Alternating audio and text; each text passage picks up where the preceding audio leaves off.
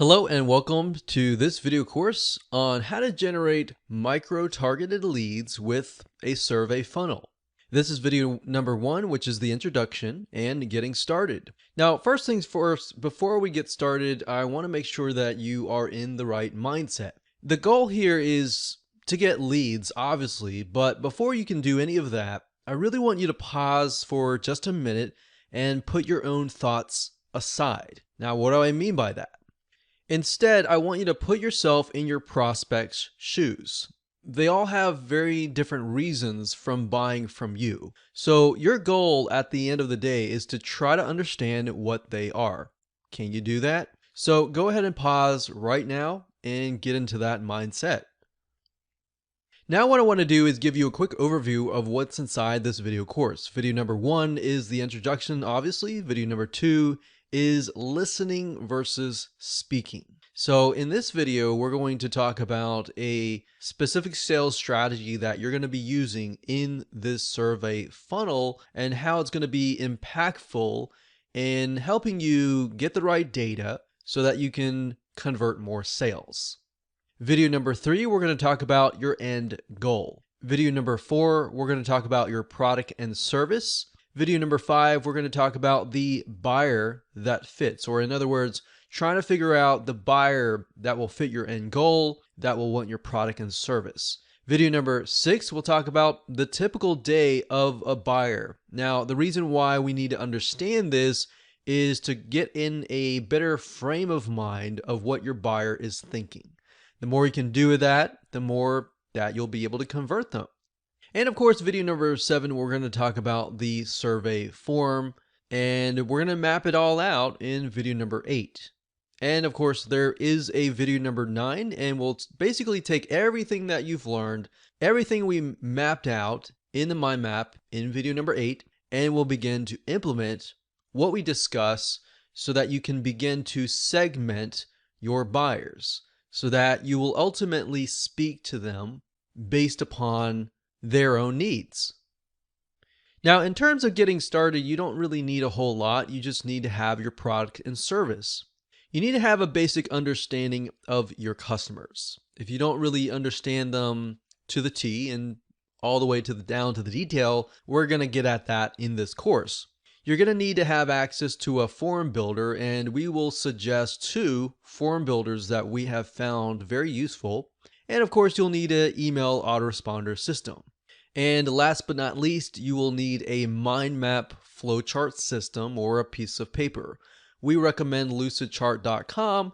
You can use a piece of paper, but you'll see why in just a minute that using a piece of paper is not the most ideal situation, especially when you begin to map things out and you need to move things around. So with that said, let's move on to video number 2. Hello and welcome back. This is video number 2. We're going to talk about listening versus speaking. Now, if you study the most successful salespeople, you will learn that there is an art involved. And if you often study, for example, influential leaders who move people and have people following them, there's an art involved as well. So if you think about leaders, there's several different types of leaders, which was what we're talking about here. One leader is a type of leader who uses their authority to move people around. They're very bossy.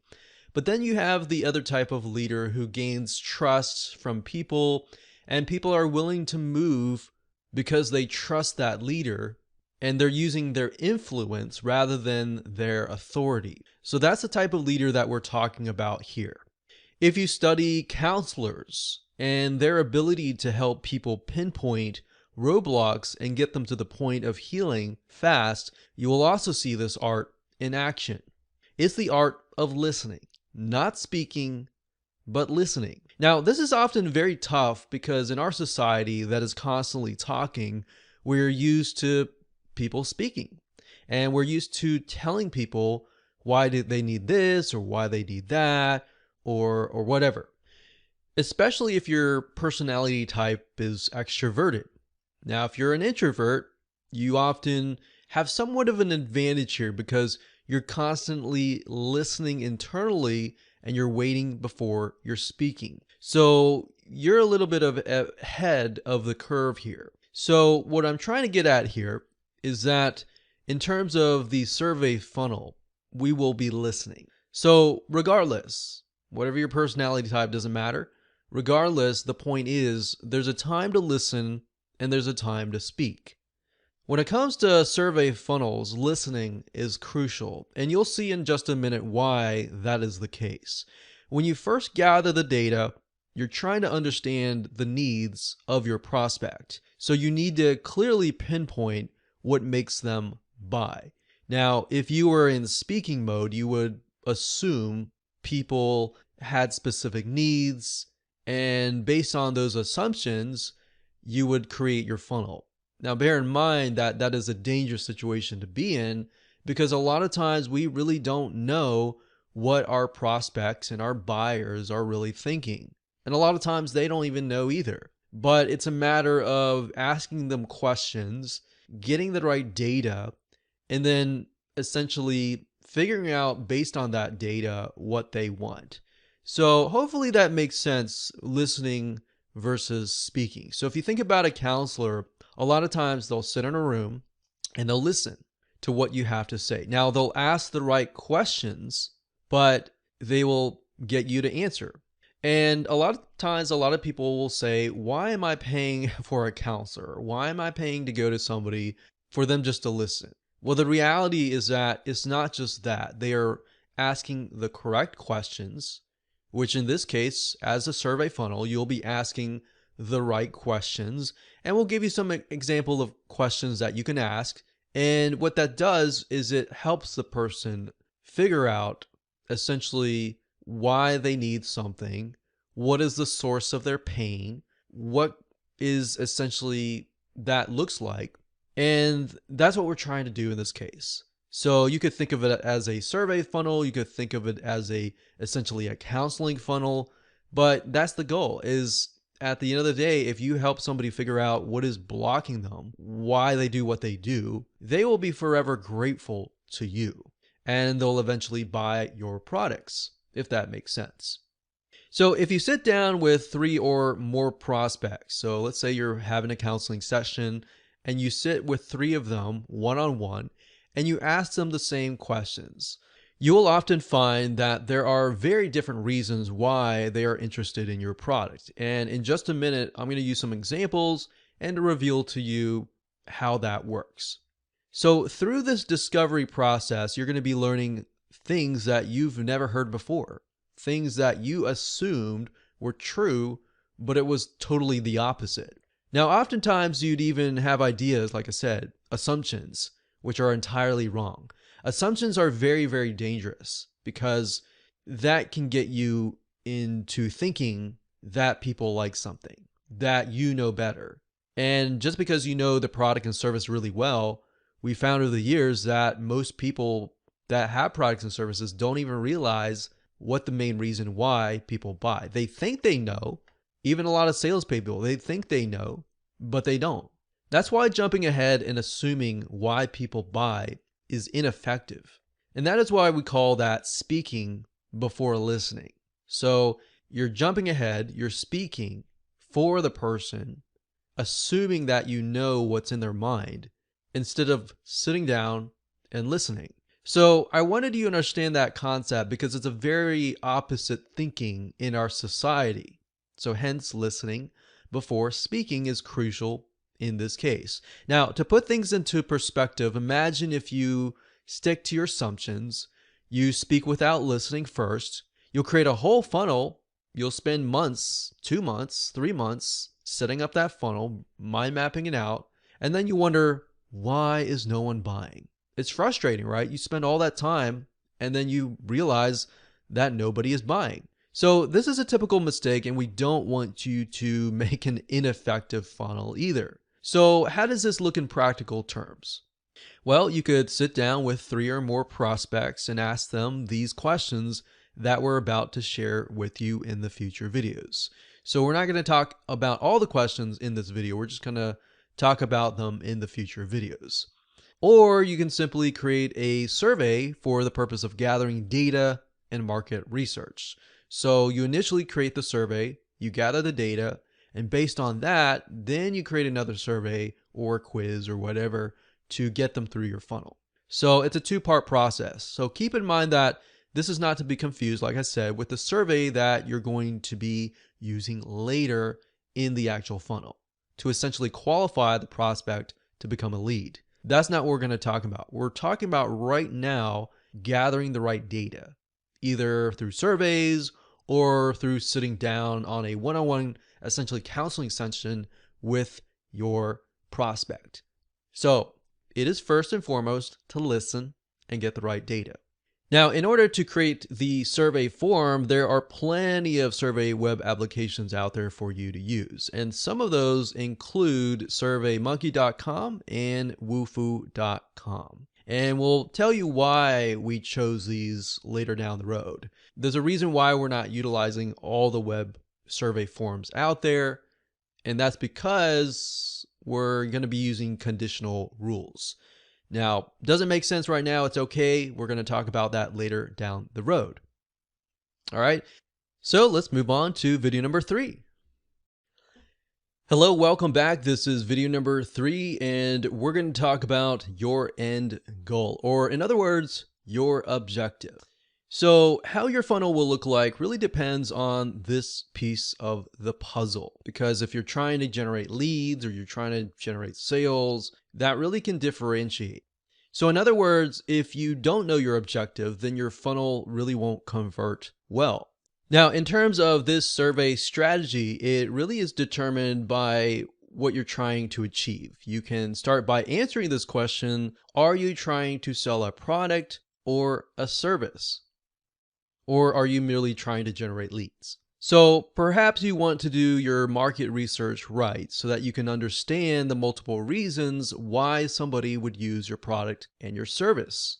Now, you can ask people to take a survey and choose from a list of reasons. You can even tailor the autoresponder series or even sales video that you send them to, and send them to a specific video that will cater to them. So this will make more sense in just a minute if it is a little bit confusing. So this is so crucial because this empowers you to literally speak to a person's needs, and by doing so, you will get higher conversions. So in other words, what I'm talking about here is, let's say you take initial survey and you find out there are 3 main reasons why somebody buys your product and service.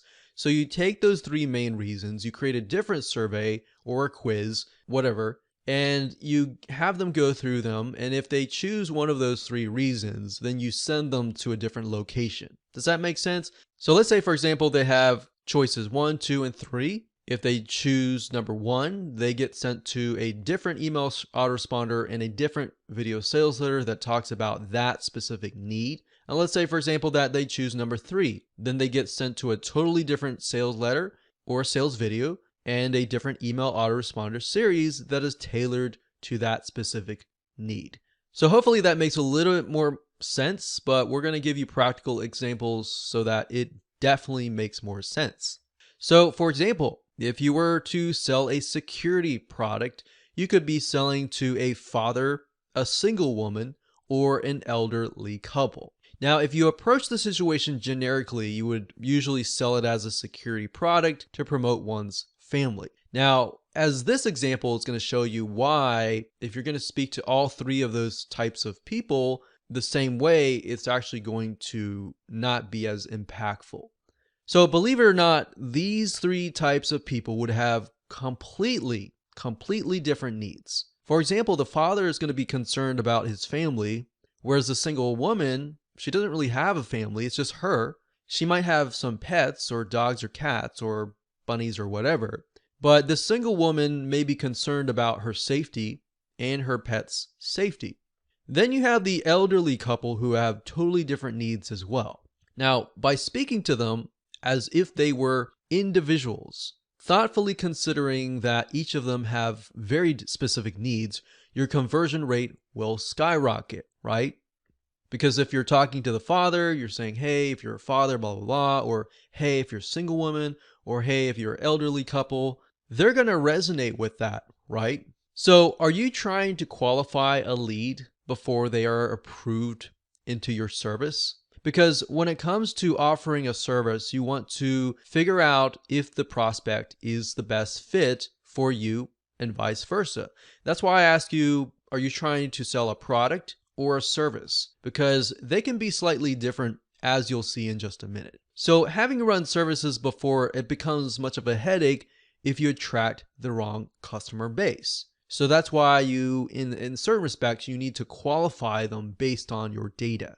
So the only way that you can avoid that is by understanding different customers and understanding how different questions can essentially bring in good clients and disqualify the bad clients. So at the end of the day, you don't want to take every single client, especially for if you offer a service, right? You want to find the client that is going to see your value, they're going to pay the money, and they're going to leave you alone because they know that you're the expert, versus the other client who might pay you the same amount of money, but they're going to be on your doorstep every single day asking you to change this, to change that, and it's just going to eat up so much time that you won't be able to spend time with your other clients. So that's why you don't want to take everybody, right?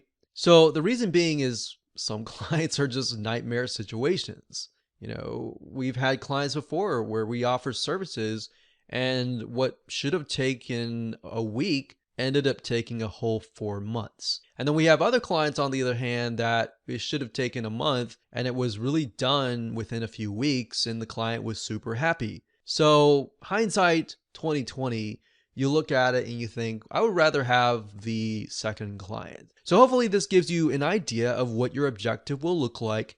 If you can jot down what would look like for you before you even move on to the next video, that will actually help you devise a great strategy.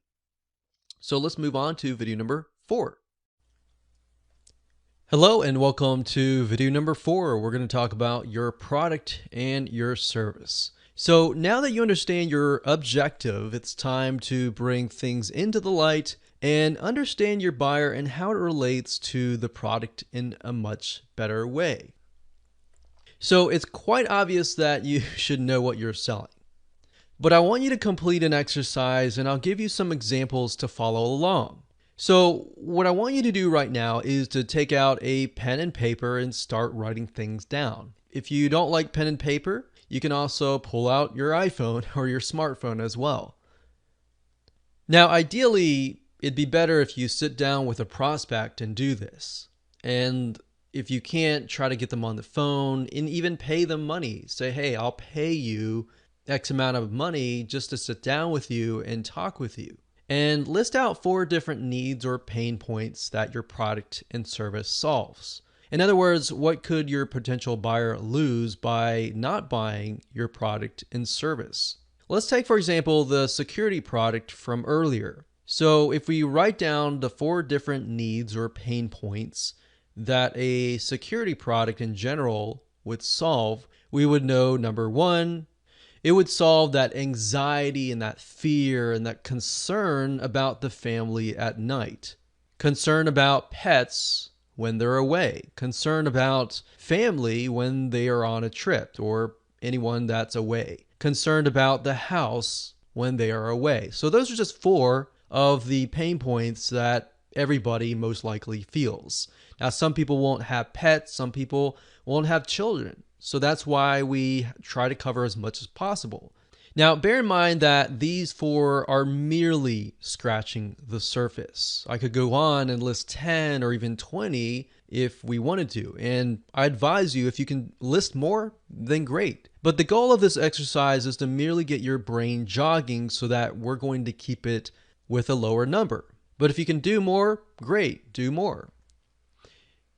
Now, what I want you to ask yourself is this question. How much time would they lose, and they being your customers, if they didn't have what you were selling? Well, if they didn't have a security product and they were concerned with all these items, you already know that they have fear, they have anxiety that's probably keeping them up at night. They would probably have to keep checking the house. They would have to ask their neighbors to keep an eye out on it. They would lose sleep at night because of that anxiety, that worry of what could potentially happen. Now, obviously, it would change if we take a look at the father, the single woman, and the elderly couple. Based on those three, those could change in a variety of ways. So the father, if he's away on a trip, obviously he's going to be concerned about his family at home. If the single woman's away and she has a pet, she's obviously going to be concerned about the pet, right? So it can be different still in different ways. And overall, like I said, anxiety can cause stress and health issues. Now, don't worry about what buyer fits these concerns or pain points just yet. We're going to do that in the next video. What I'm trying to do here is merely get your brain jogging so that you can start thinking about these pain points and these loss of time and loss of something. So with that said, if you have not jotted down the pain points and the concerns, plus the time lost that your buyers would face without getting your product and service, go ahead and do that right now. Feel free to pause this video and then unpause it when you are done. It's not going to take a lot of your time. So let's move on to video number 5, and we're going to dig deeper. We're going to elaborate further and figure out which buyer fits what and how you can go about doing that. Okay, so welcome back. This is video number 5, and we're going to talk about the buyer that fits these concerns and these pain points. So based on the prior video, we should have an idea about the pain points and the loss of time. Now what we need to do is we need to figure out, what do they look like? What age are they? And what demographics are they? Now, with a security product, you could be all over the place. But what you're not trying to do is figure out what your buyer is, but who is your hungriest buyer. So when you really think about who is losing the most sleep at night, that is most likely your hungriest buyer. If you've got somebody who's like, yeah, I could use a security product, that would be something good, but they're not necessarily losing sleep, that might not be the buyer that you want to target. Because remember, you can't target everyone. You could have 10 different funnels going to different email autoresponder series and different video sales letters, but that's not your goal. You're trying to find the hungriest buyer, essentially. So we're going to do a few things that will help us figure that out. So let's take a look at what we wrote earlier. So now what I want you to do is ask yourself, what do these buyers look like? We're going to dig deeper into this, and you're going to see, like the next video after that, we're going to try to figure out what their typical day looks like. So we're going to dig that deep. And the reason why is because that's going to help you convert more sales when you can relate to somebody and they feel like they're reading your sales letter or listening to your sales video and they feel like, wow, this person really understands me. They understand my needs. They understand why I'm up at night. Oh, I trust this person, I'm going to buy from them. Versus they go to somebody else who's just trying to sell them and they don't really understand them. It's kind of like you walk into a store and somebody asks, hey, like, what do you need this for? Or let me give you a better example, a car dealership. Most people are very fearful about going to car dealerships. But when they get there and the car dealership does not act like the typical car dealership and they're like, hey, what are you looking for? Okay, all right. And they leave you alone, but they're genuinely interested because they want you to find the right car, versus the other person is like, hey, I think this is great for you. You look kind of like the guy who wants the Ferrari or whatever, and you might not be the guy who wants the Ferrari or the lady who wants something else. So that's why we're thinking listen versus speak. So most of the car dealerships that are assuming, they are seeing as speaking before listening. But a lot of car dealerships are actually trying to change into listening first before speaking. So what I want you to try to write out is the detail of how you envision them in your mind. If you're a visual person, you can even draw them if you would like. So that will help you figure out who they look like. Now, of course, you may not know exactly how they look like, but this exercise is to merely help you better process what your potential buyer looks like. So you may not know exactly what race they are or what sex they are, if they're male or female or whatever, but kind of get an idea of their needs, essentially. So it's much better if you can even find somebody you know in your real life, because that will help paint a better picture. If you can do that, that will help you stick in your minds like, oh, okay, I need to talk to this person because they're interested in this product and service and they have specific needs. And that's why if you can do that, great. If you can't, then what you want to do is you want to try to find somebody who fits that and try to get on the phone with them and just talk with them. And you don't even have to speak. You just let them talk. So it's a counseling session. You have the right questions to ask them. All you have to do is talk to them.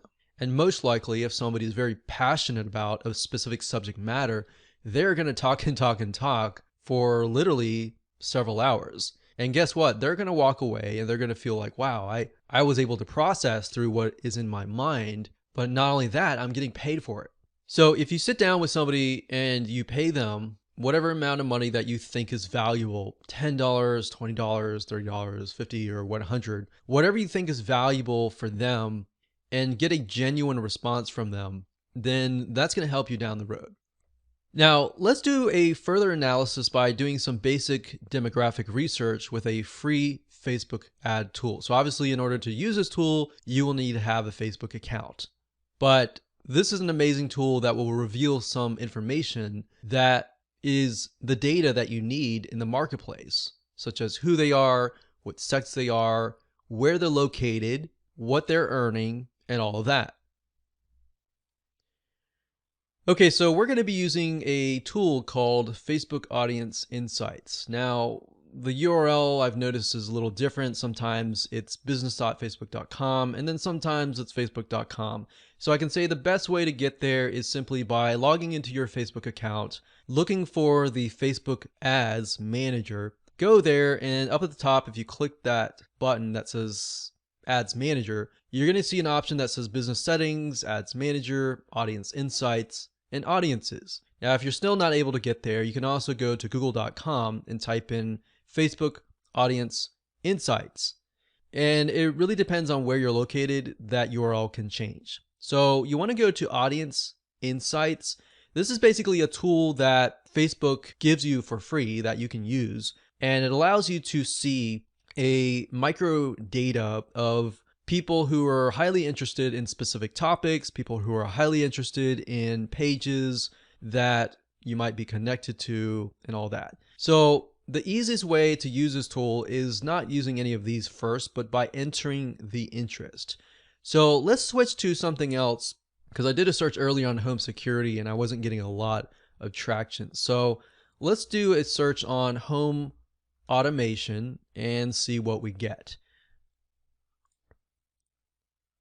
Now, what's interesting about this was I assumed that the people that would be interested in home automation would primarily be men. And while it's about close to 50-50, you can see that 56% of women are interested in home automation. Now, we don't know. Hypothetically, that could be because they're using their husband's accounts. We don't know. But this is enough data to tell us that there is a majority of women. So 56% women, 44% men. Now, the nice thing about this tool is it allows you to paint the picture in a better light. So let's say, for example, that we want to figure out, are these women single or are they mainly married? So you can see 21% is the highest here. We've got 25% for men for ages 25 to 34. So this age bracket here somehow seems to be more interested in home automation. Now 35 to 44, for men it's about the same. For women it's about very similar, but it's 21%, 90%.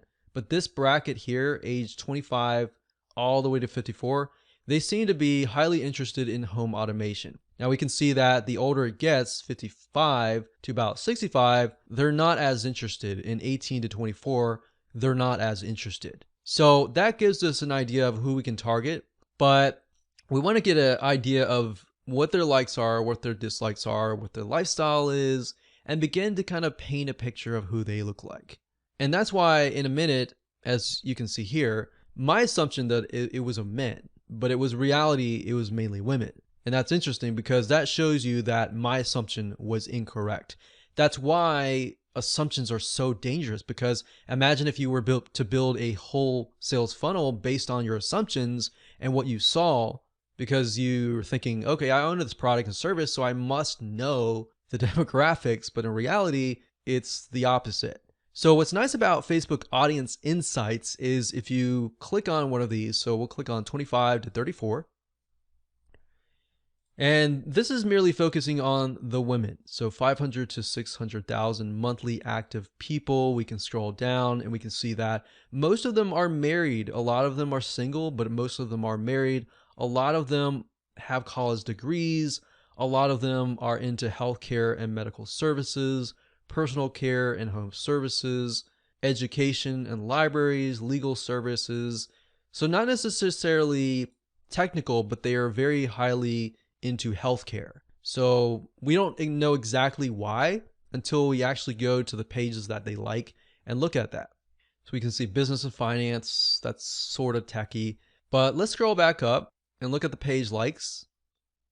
These right here are the top categories that they are interested in for this age range of 25 to 34.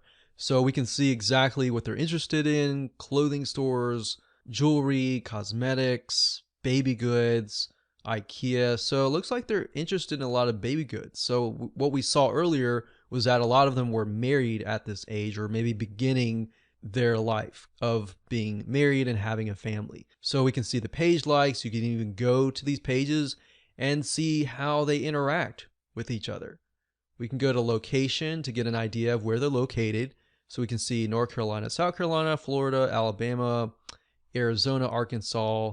So a lot of these are actually the southeast, which is interesting. I don't know why they're interested in home automation, but they are. So that gives us an idea of geographically, maybe we can dig further, look into cultures. They look like Southern, so we don't really know why they're interested in home automation, but they are. If we click on activity, we can see how engaging they are. A lot of them comment, a lot of them likes. They don't do a lot of sharing, but they do click ads.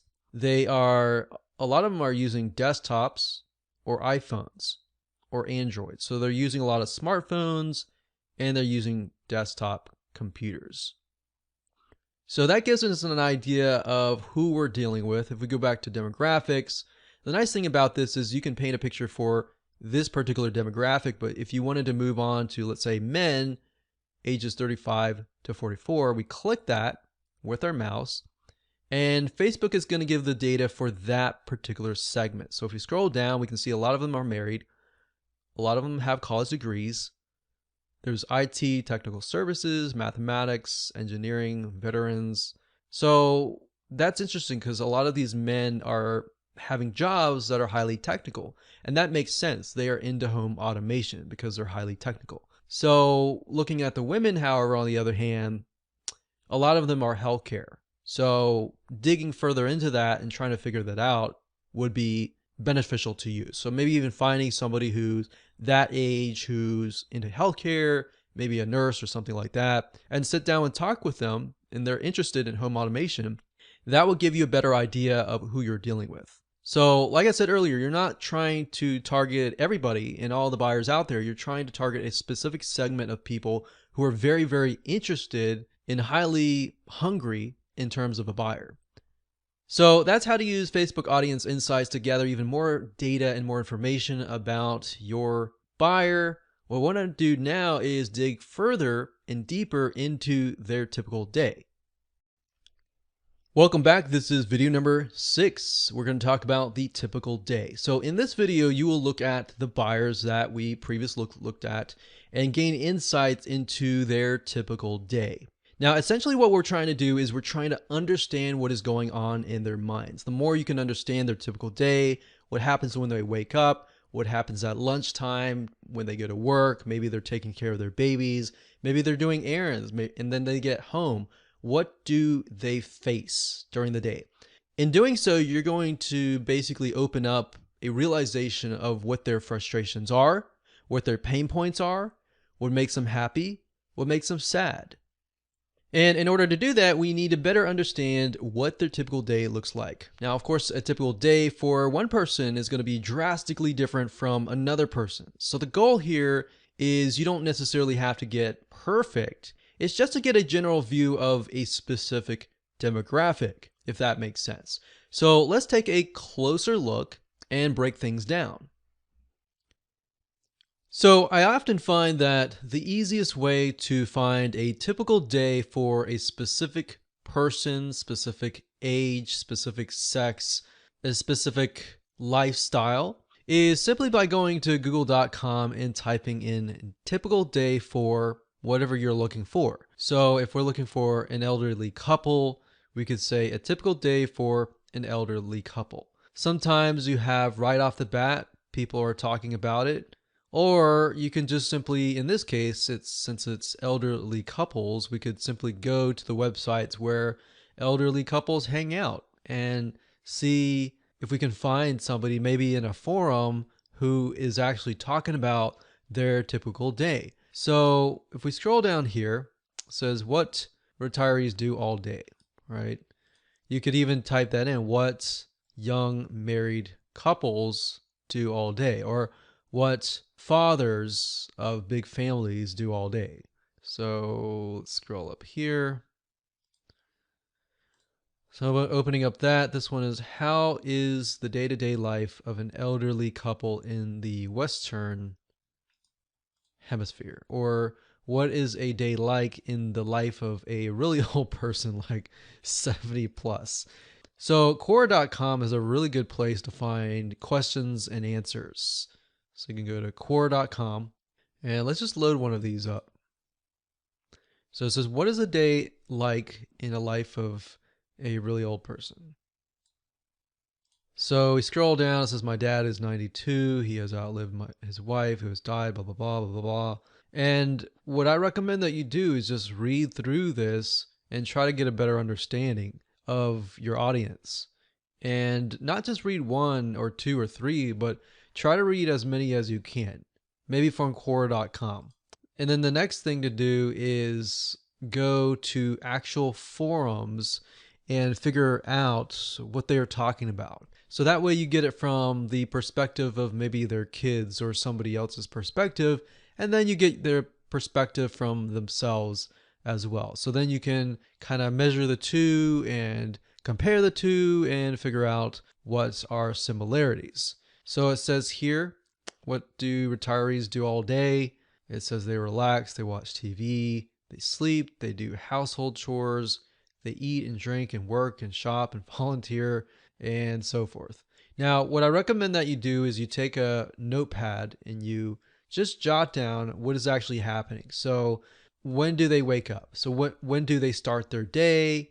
I want you to write it out hour by hour by hour if possible and say, okay, maybe most of them wake up at 9 a.m. and then they greet the day and then they get ready by getting some breakfast and then maybe they go read a newspaper and then maybe some go do gardening or do something like a hobby or something.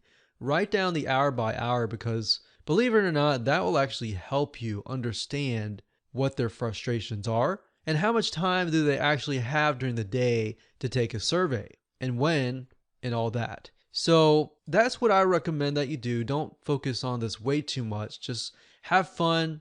Type in a typical day for blank or what do blank do all day and get an idea. Just jot it down and write it down. That will help you understand how to talk to them. You'll understand deeper their frustrations, what keeps them up at night, what makes them happy, what makes them sad, what are they spending their money on, and all of that. So with that said, let's move on to the next video. Okay, so welcome back. This is video number 7. We're going to talk about the survey form. So what we're trying to figure out is how long your survey form should be. And in that thought process, it really depends on your buyer and their attention span. So I can't really say you have to ask them 5 questions or 10 questions or 20 questions. It really depends on your prospect and essentially their patience level. So in order to do that, you have to get an idea of their typical day. So that's why we did the exercise previously. So if you skip that, you're really not going to know how much time they have during their typical day. Now, if you go back and do that typical day exercise, it's going to reveal to you some things, and that will give you a better idea of, okay, their day is really, really busy. They're not going to sit down and take a 20-question survey, but they will definitely sit down and take a 5 or even 10-question survey. So, like I said, I can't give you an exact number that is going to be required for every single person. It really depends, and you can arrive at a better educated guess by doing that exercise. So in other words, by understanding your buyer and how willing they are to go through your whole service, that is when you will know. So obviously you don't want to make it too long, but you want to ask the right amount of questions. Now, in terms of what survey web application you should use, we recommended SurveyMonkey.com and Wufoo.com. And the reason why we don't recommend every single survey form builder or quiz builder or anything out there is simply because for this to really work, you're going to need to have an option that will allow you to redirect people to different locations based on the questions that they answer. So going back to the father, the single woman, and the elderly couple. So we have 3 different choices. If they choose that this is my age, we're retired, whatever, you're not going to want to send them to the exact same location, right? Otherwise, that defeats the whole purpose of a survey funnel and customizing that experience to them. That's why not every single form builder or quiz builder is going to work. Now, what these are called are conditional rules. If a person says, yes, I'm an elderly couple, then send them here. If they say that they are a father of a family, send them here. If then. So you need the conditional rules, and the form builder needs to be complex enough to offer those as options. So going back to the security example, if the father is taking the survey and checks that, yes, we want to redirect them to a specific location. And this will allow you to direct them to a different video sales letter or even a different email autoresponder system. So in turn, you can customize the experience that they have, your email series to that specific person and their needs. So hopefully this makes sense. If you're wondering how to implement this, don't worry. We're going to talk about that in the upcoming videos. What we definitely recommend Wufoo.com or SurveyMonkey.com. Wufoo.com, I believe it's a little bit cheaper. You can start out with the basics, but just make sure that the plan that you choose has those conditional rules. Now, if you want to start out with the cheapest plan first, and then as you discover those different buyers, then you can switch up. So whatever works for you, go ahead and do that now. So now that we've covered that, it's very, very crucial to map out your survey funnel. In other words, what will it look like? And that's what we're going to do in the next video.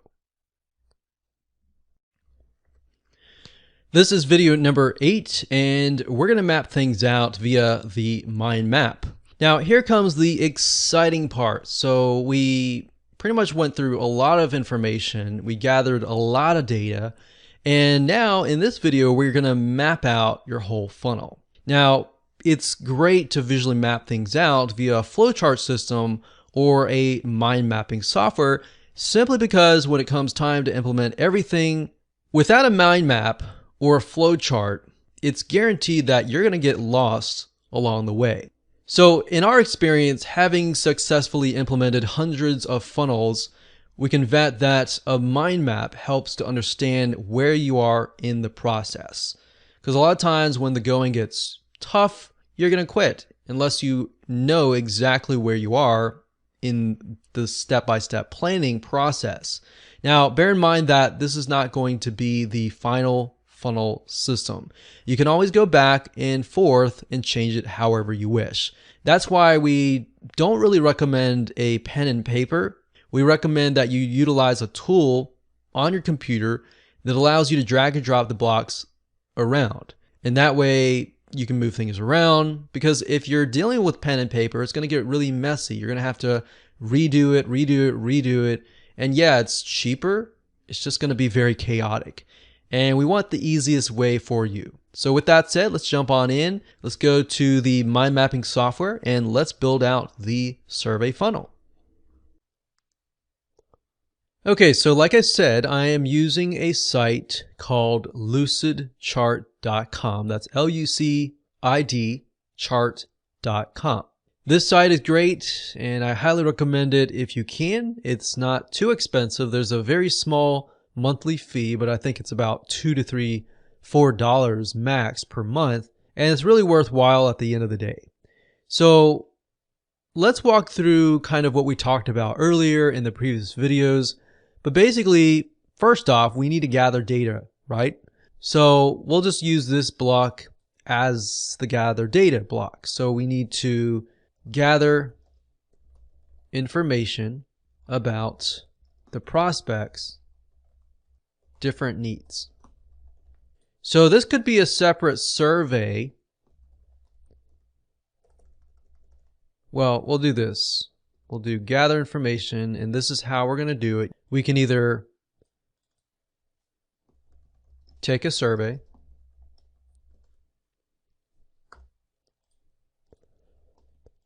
or secondary, we can also sit down with a prospect and talk with them and get a better understanding of where they're coming from. So these are two different options. Option one, take a survey, and option two, sit down with a prospect.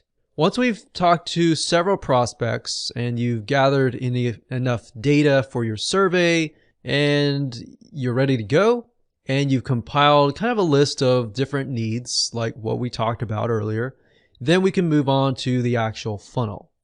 So by this point, we should have enough data. So this could be 3 to 5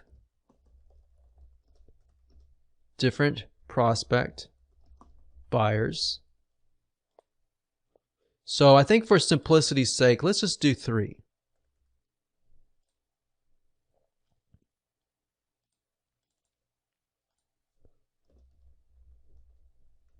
And we'll call these pathways or paths. So there are 3 different paths. So here is where we start the funnel. So we'll call this the survey funnel.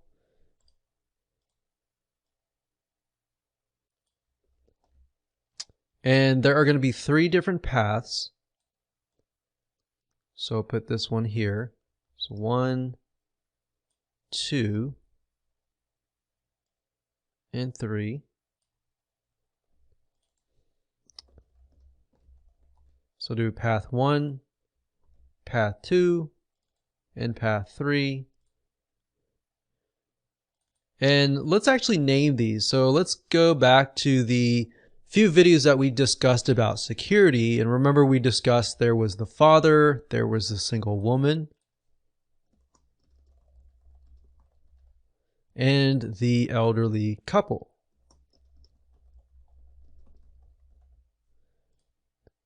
So we're going to move this down here. This is the survey funnel.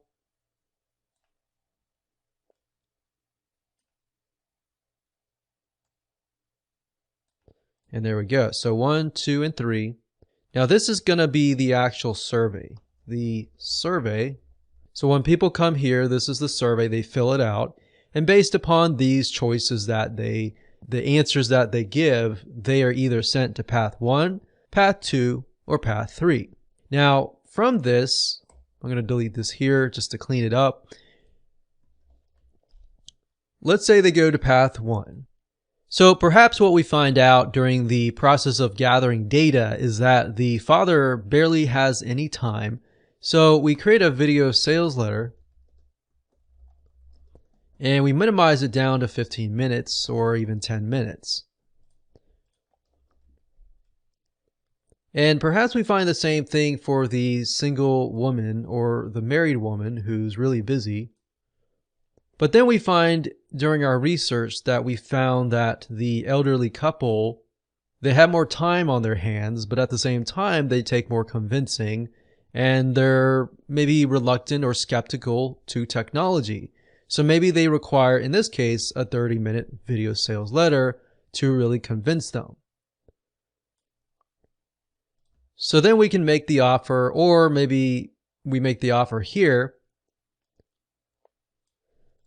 But then we found out the fathers, maybe they do buy, but we're going to add them to an email autoresponder so that we give them valuable tips, maybe for 7 days, so day 1 through 7.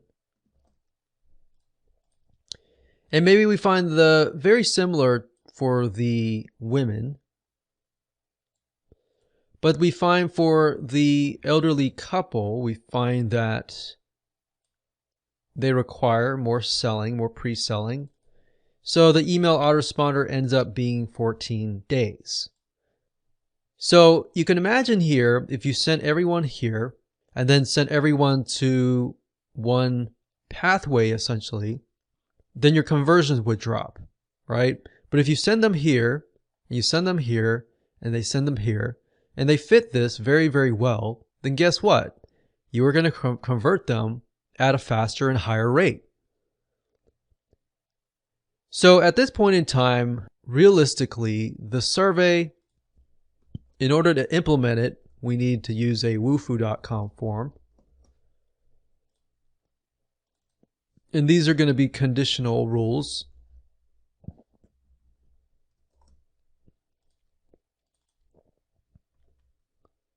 So write that here, we'll write that here, and we'll write that here. So there will be conditional rules here, here, and here. I'm going to move this a little bit over here, just so it's a little bit easier.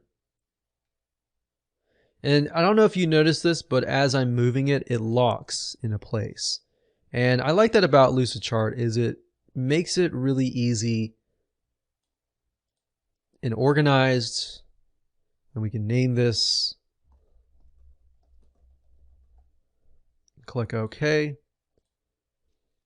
Now, you don't necessarily need a video sales letter all the time. Sometimes you might do enough research that you realize they don't need a video sales letter, and you might think, okay, the elderly couple, they just want really good information first. They don't really want the video sales letter, and they like text or something. So that way you can customize it based on that. Now, like I said, in terms of implementation, wufoo.com has conditional rules, and based on the questions that they answer, you can either ask them another question that is only revealed if that they show that they are the father or the single woman or married women or elderly couple. So that's essentially it. And what we can do here is the email autoresponder series. Obviously, the emails might go back to the video sales letter, like so.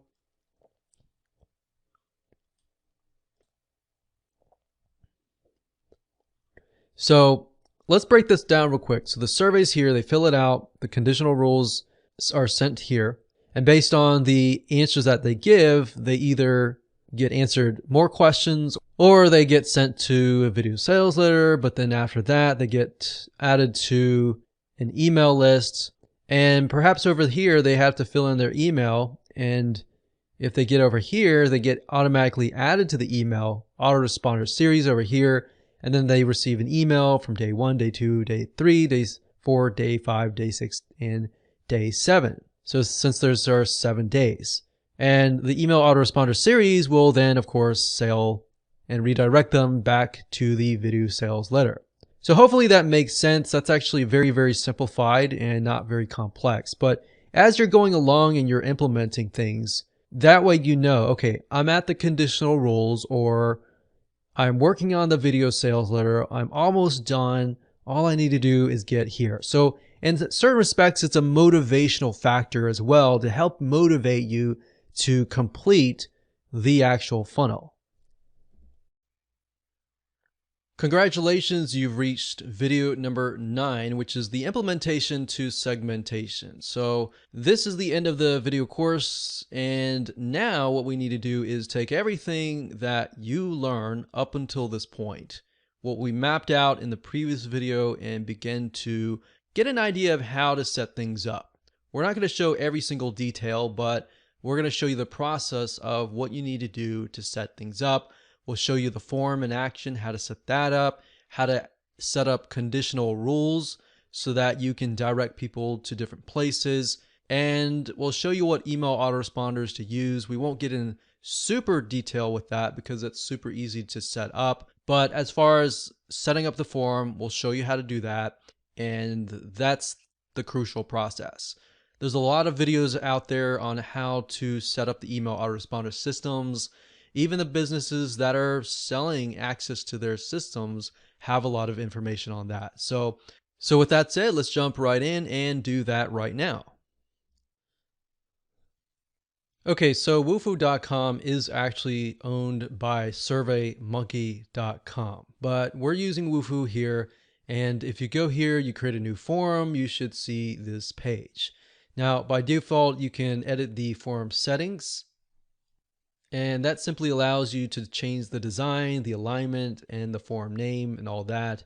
But if we go over to add a field, in terms of building out your survey, what you want to do is you want to stick with questions that are very easy and non-threatening in the beginning, such as what is your age, what is your name, what is your email, what is your something that is very non-threatening. Because what happens is if you put your questions in that people feel like maybe invading their privacy in the beginning, then what will happen is they will be more skeptical or even reluctant to complete your survey. But if they've already started and they completed 3 questions, the higher chance is that they will complete it if the questions are easy in the beginning, because then they'll feel like the other questions are easier, or they feel like, okay, I've already completed a few of the questions, why not complete the rest of the survey or quiz?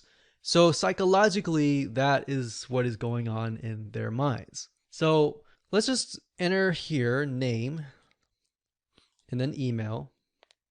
So with Wufoo, you just click it and it automatically shows up here.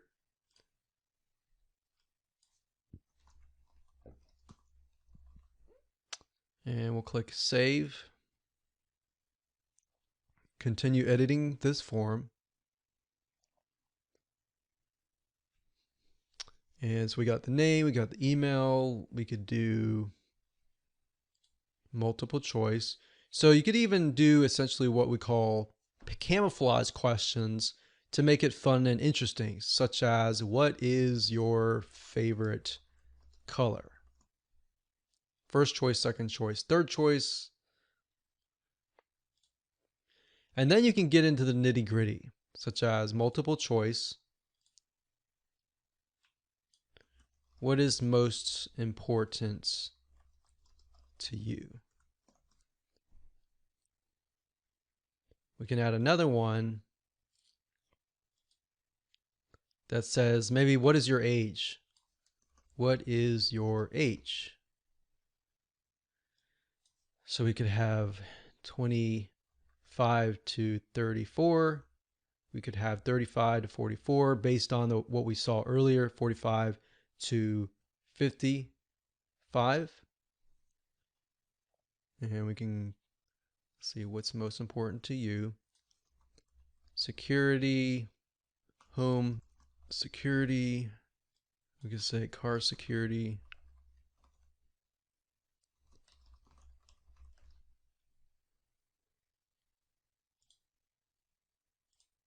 Click on save.